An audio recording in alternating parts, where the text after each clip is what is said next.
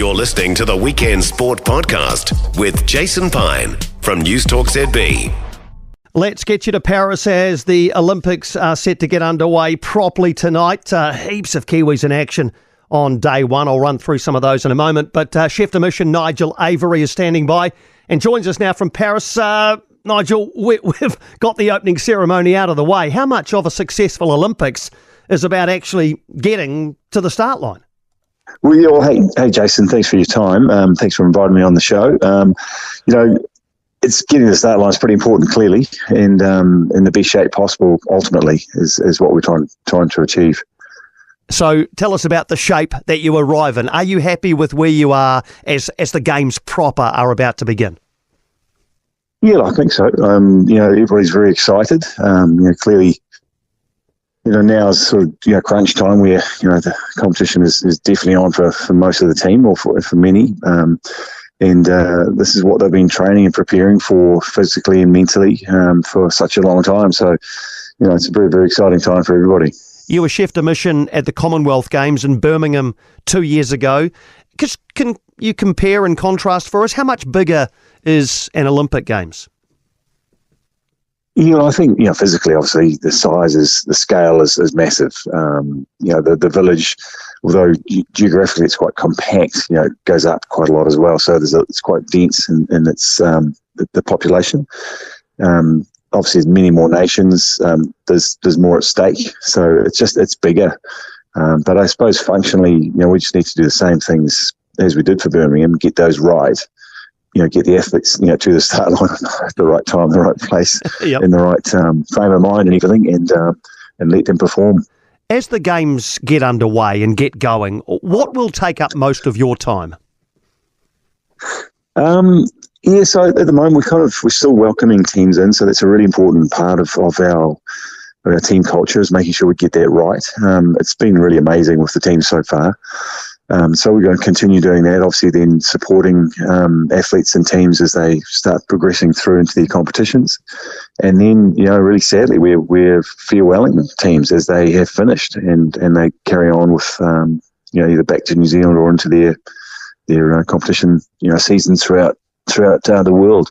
So it's, we're only just started, and some teams, they're getting ready to go home soon. Indeed. And I guess also this is the pinnacle for the athletes, and they are putting the very final finishing touches on their preparation. Are you just aware that, to not get in their way, even though you want to make a connection with them and make sure that they've got everything they need? Well, 100%. So I'm in the gym at the moment with this S&C guy, because that's the only time we can get in here and without the teams being present. So there's a... I love it. Look, we're definitely staying in our own lane, and we're there if they need them. The view here is it's an opt-in situation. So we will help them as much as they want or need, and we work closely with team management to make sure that's the case. And it is delicate, because there's a fair amount of anxiety and nerves going on, and we just have to be careful that we're not trying to be, wind people up overly too much or not engage either. So it's a real balance and something we're very mindful of to make sure we get right.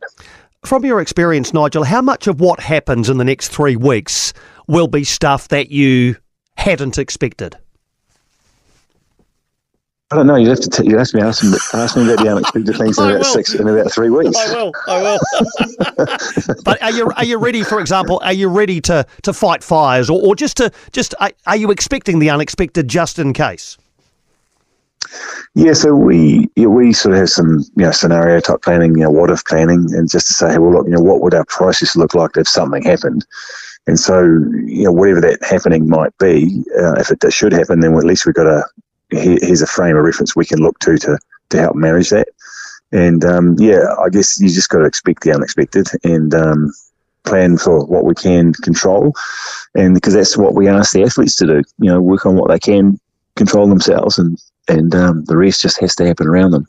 Apart from medals, what other metrics do you use to judge the success of the games from a New Zealand perspective? Yeah, so we survey at the end of the games, and one of the questions is what did the environment have to your performance? Did it aid that or not? were you happy with the management and things like that? So, we hopefully will score highly on that. That's what we try to do, because what we can't do is run on the field of play and help the athletes out in the pool or on the track or in the field. That's up to them. But what we can do is try and provide an environment where they feel, happy, safe, secure, welcomed, a real true sense of belonging, and that just puts the icing on the cake, as it were, from their performance. How important do you perceive it to be that you were a former Olympian, or an Olympian yourself, a former elite athlete, as was your predecessor, Rob Waddell? How important do you perceive that to be in the role of chef de mission? Yeah, I guess it's important because you have an understanding of what the athletes are going through, so you can really empathise with how they're going and what they might be feeling or thinking. But ultimately, we've got an amazing team here, some of which have been Olympians also, but others who haven't, but they're contributing just as much. And it really is a team effort of the team behind the team. And I guess the amazing thing is as the athletes start arriving, as they have in the last week or so, particularly the Olympians who've been here before are kind of meeting and greeting that team behind the team. Hey, how's it going? So they walk into a familiar environment, and that's such an amazing thing. They just love being part of a wider New Zealand team, not just the rowing team or the cycling team. For example, they're with others, and it's an amazing environment to be part of. Do you still get a buzz as well from seeing the wide eyes of a first-time Olympian? You do, because we've all been there, and so exactly what they're going through. And so for me, that's actually I spend a bit more time with them and just having a few chats and whatnot, because they are a bit wide-eyed. But we've also got an amazing group of athlete support who have, I think it's 1, 2, 3, or have all been Olympians, 4 of them, and we got a wellness team and whatnot. And so we're really cognizant that we want to make sure that they're not being overwhelmed by the occasion, because it can be quite overwhelming. And they're obviously reminding them that they're here to compete, but just also reminding them that they're good at what they do, and they've obviously been very successful to get to where they've got to, which is here, and they just need to try and replicate that in the field of play here and go for it as best they can. We've had the opening ceremony, of course. How nice a job is it telling the flag bearers that they're going to be flag bearers?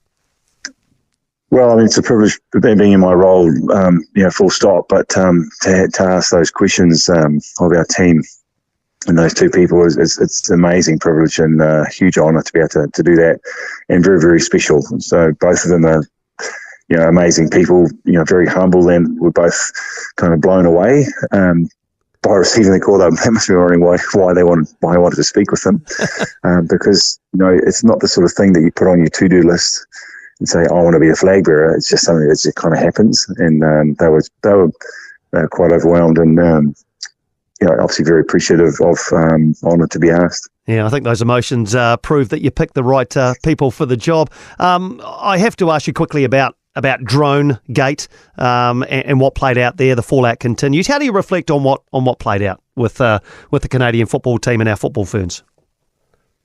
Yeah, it was obviously very shocking to have received that news. Extremely disappointed, and I guess for the team is quite unsettling. But I think they responded as well as they could, because once it's in the hands of the authorities, there's not much more else they can do. There's no point dropping the bottom lip. They just have to get on with the game. I spoke with Ali Riley. Obviously, she had immensely disappointing for her injury, and that was also unsettling for the team. But she was confident the team will just have to regroup and carry on. And although we didn't see the game because we were in the middle of our flag bearer announcement ceremony, they gave it a great shot. 1-1 into the break was it's a great effort, but just didn't quite get away with it. So now we just have to wait for the process of the IOC Integrity Unit and FIFA's investigation and see where that lands. And just to finish, you're one of our greatest weightlifters. Will you get the chance to take in that sport at these games? Have you made a point of making sure that you get along when David Letty is involved in weightlifting? I would love to see him compete, of course, but it depends on what else is happening, what's going around. And to be fair, I haven't really looked at the schedule. I want to support as many of the athletes as we can, but as I mentioned earlier, I need to be part of the team welcomes going on as well. So yeah, it's a bit of a balance, but also I want to get down to see sailing, to watch Joe. I definitely want to watch Aaron compete. So there's a lot to do, a lot to see, and as I said before, I'm extremely privileged to be able to do that. So it's really, really looking forward to the next 16 days. Yeah, we all are back here as well, Nigel, as you can probably tell. I'm sure you're getting messages of all sorts, and they'll continue to come, and we just can't wait to watch it all happen overnight our time, of course. And I do look forward to chatting to you after the games to see if there was anything unexpected and whether you hit your metrics. And I know the team around you and yourself are going to make sure these athletes are in very good hands. Really appreciate you taking the time for a chat, and enjoy the next couple of weeks. Thanks very much, Jason. Appreciate it. Thanks for having me on your show. No, it's good to have you on the show, Nigel. Thanks indeed. Nigel Avery there, chef de mission of the New Zealand team at the start of the games of the 33rd Olympiad. For more from Weekend Sport with Jason Pine, listen live to News Talk ZB weekends from midday, or follow the podcast on iHeartRadio.